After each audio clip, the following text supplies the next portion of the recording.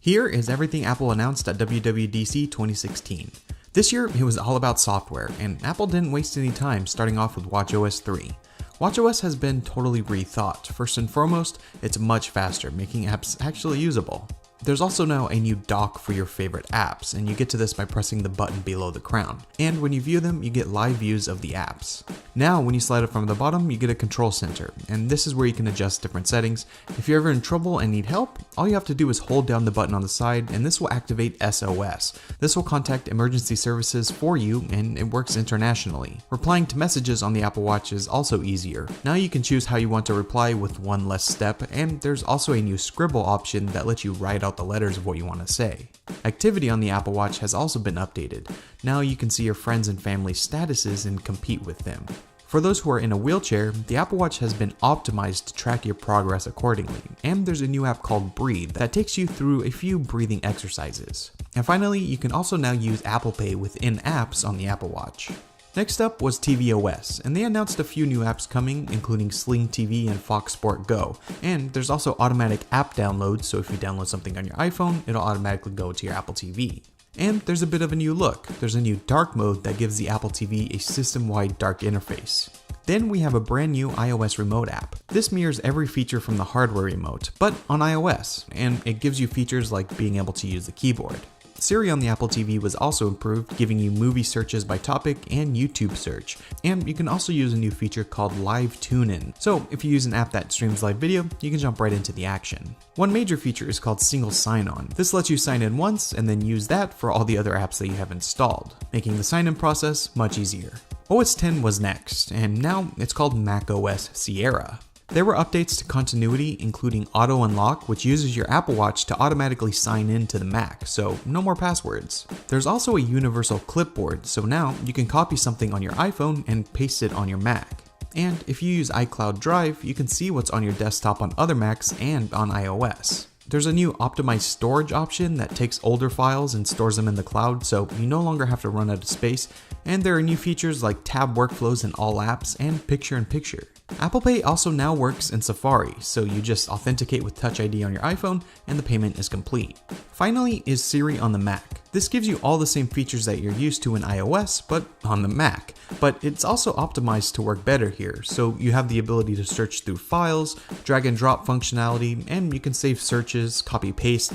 All of those features are here with Siri. Now, the last platform is iOS 10. Apple covered 10 new features here. First up is a new lock screen and updated home screen.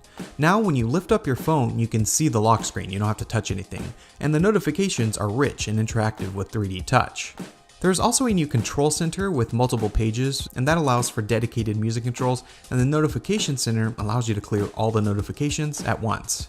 You can also slide in from the right on the lock screen to get to the camera, and slide in from the left to get to your widgets. And now on the home screen, if you 3D touch on an app icon, you get real-time data and rich information on what's going on in that app. The next thing they talked about was Siri. Now developers have access to Siri, and when using it, you get access to different apps.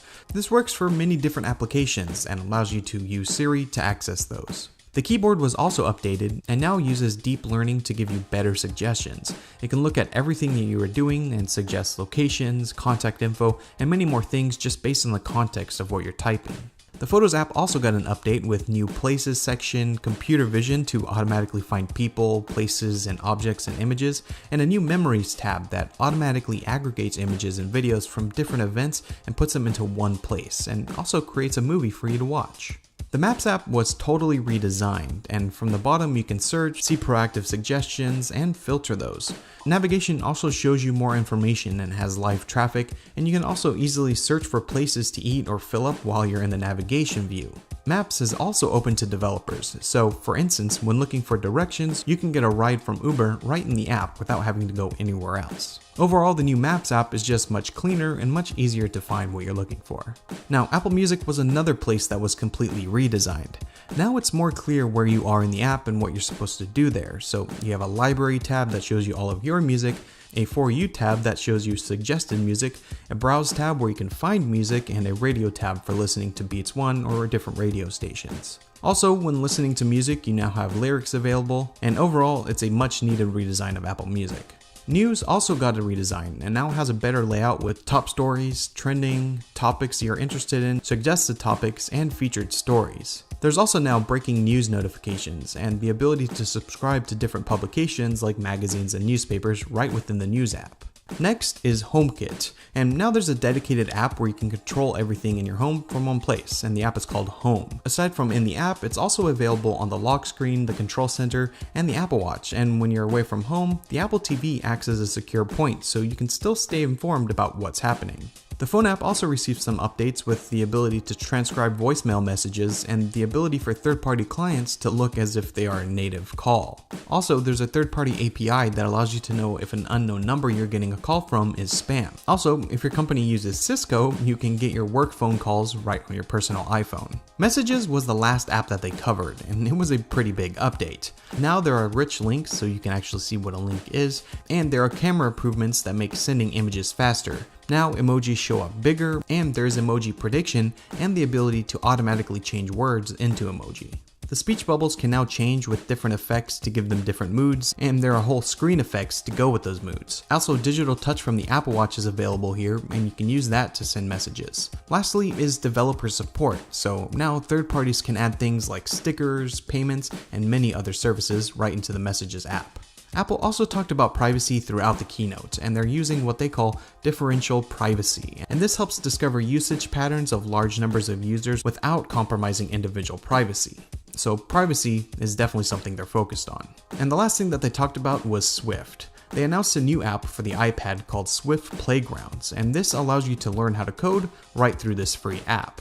So that is everything that was announced at WWDC 2016. There are many things that Apple released but didn't talk about, so be sure to stay tuned to the channel by subscribing and visit MacRumors.com. Thanks for watching. My name is Matt Gonzalez with MacRumors, and I'll see you next time.